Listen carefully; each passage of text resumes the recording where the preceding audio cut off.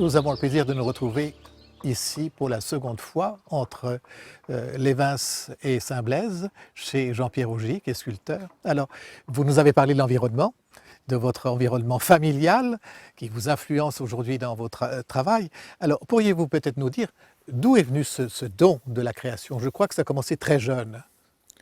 Tout enfant, je n'ai fait que cela, je n'ai fait que créer. Chaque jour, j'inventais quelque chose, si vous voulez. Il fallait me fournir tout petit du papier, du carton, des crayons, et ainsi de suite. Et puis, quand mes parents étaient très occupés, j'allais tamiser de la terre de mon jardin, du terrain qui nous entoure. Je modelais des santons. Voilà, j'ai commencé comme ça tout petit à créer sans arrêt. C'était ma voie, c'était ma joie de créer tous les jours quelque chose, de montrer quelque chose qui était sorti de mes mains et de mon cœur, de mon souhait, voilà. Vous considérez ça comme une vocation? Je pense, ça m'est tombé dessus comme ça m'a été donné, je suppose. On m'a chargé de dire quelque chose avec une certaine dextérité que j'ai travaillé. Voilà, et c'est par mon travail que je suis arrivé à plus de dextérité et autres, mais mon imaginaire, comme ça, il est né avec moi. Voilà. Et plus on imagine, plus on imaginerait.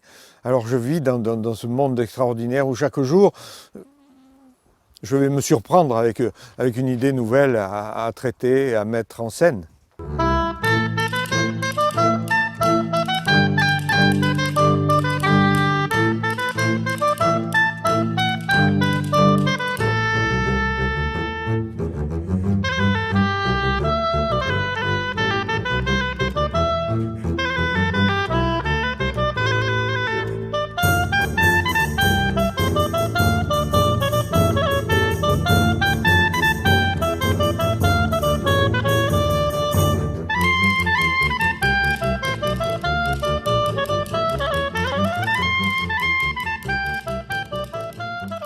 Monsieur Augier, alors vos assemblages sont vraiment insolites.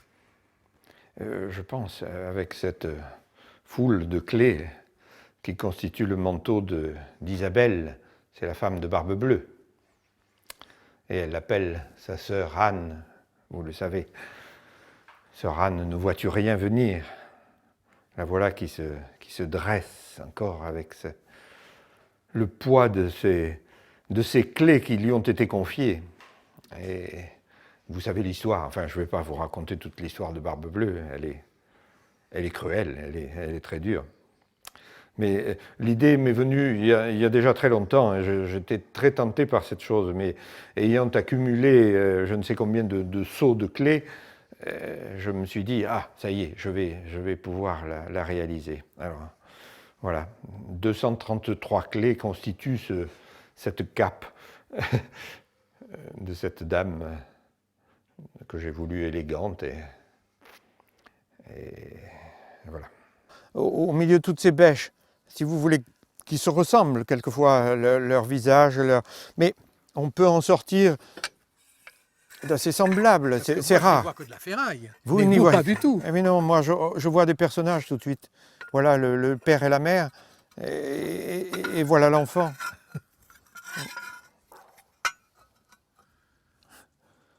Les voilà, réunis pour le meilleur et pour le pire. Et repartis pour une autre vie complètement. Voilà, après avoir été abandonnés complètement, être couverts de rouille, être partis à la ferraille. Ça y est, je les ai sortis du lot, là, et puis je vais essayer d'en faire quelque chose. Et puis c'est une matière quand même qui est dure. Comment est-ce qu'on peut arriver à une telle tendresse? Tout se joue dans la forme, si vous voulez, dans l'inclinaison qu'ont ces outils.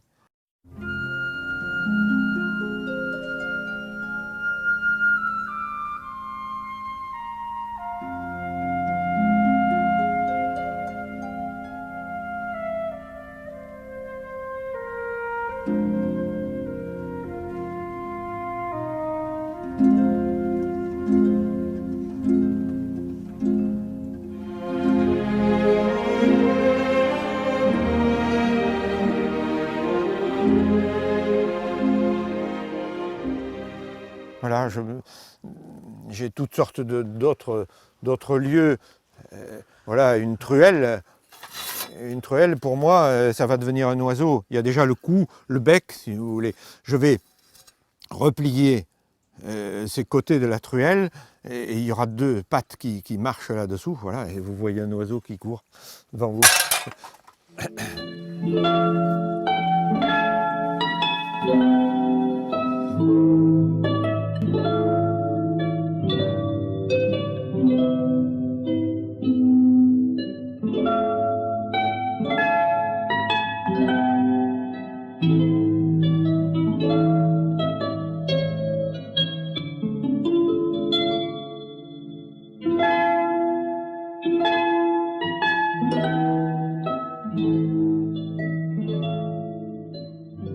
Vous avez toute l'histoire du pied de baignoire, depuis des éléments très décorés, voilà, comme cela par exemple, voilà, avec tout un décor dessus, un décor zoomorphe, une serre qui tient une boule, vous voyez, c'était ça le pied de baignoire, dans cette forme-là. Ça c'était le ventre de la baignoire, c'était l'appui au sol.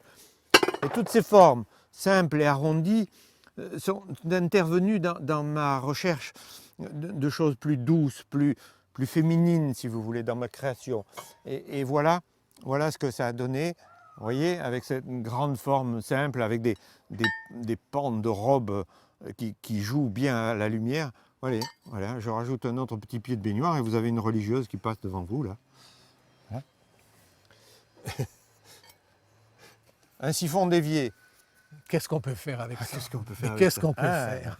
Alors vous avez le dos, ici, d'un petit personnage. Ça, ce sont ses fesses, voilà. Les cuisses, là, le genou.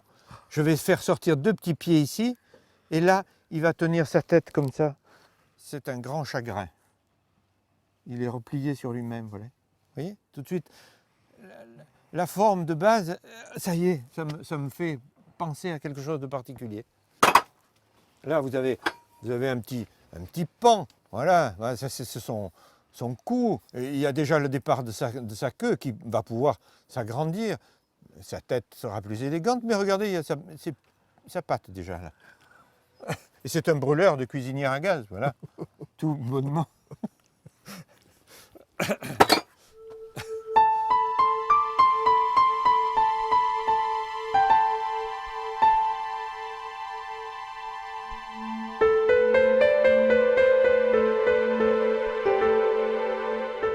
On peut dire que tout ce qu'on voit ici est marqué par l'harmonie, par la tendresse, mais aussi par l'humour. J'aime beaucoup introduire l'humour dans ma sculpture, si vous voulez. C'est ma manière de m'exprimer, alors c'est de cette façon que je peux dire tout l'humour que je sens dans une chose. Attendez, je vais vous... Ne bougez pas. Avec deux grandes faux comme ça, je suis capable de vous transformer en ange, mon père. Vous voyez. C'est vraiment éblouissant. Monsieur Auger, la première représentation chrétienne ne peut être qu'une annonciation, puisque tout commence par l'annonciation. C'est un thème merveilleux que l'annonciation. J'ai eu une très grande joie de créer cette sculpture, avec ces grandes lignes qui sont données par des lames de faux, que vous reconnaissez. Elles sont utilisées dans leur forme d'origine, aussi bien pour les ailes de l'ange, pour la robe de la Vierge. Et j'ai eu la chance extraordinaire de trouver des faux de gaucher. C'est plus rare, mais c'est façonné d'une autre façon pour le sens de coupe de celui qui va faucher. Ces grandes lignes me permettent d'élever ces personnages, de les grandir. Mais là, toute la difficulté, non pas la difficulté, mais la joie de représenter cette scène extraordinaire, c'est le sens des regards. Et voilà ce que j'ai souhaité exprimer. La Vierge ne regarde pas cet ange qui arrive de face, elle est inclinée, très, très modeste. Et l'ange aussi la salue, mais ne la fixe pas non plus. Voilà ce que j'ai voulu faire sentir. Tout est intérieur. Ces regards pleins de pudeur, voilà, cette rencontre extraordinaire. Voilà, c'était une grande joie d'avoir créé cette pièce qui a voyagé déjà beaucoup, qui a été exposée dans beaucoup d'endroits.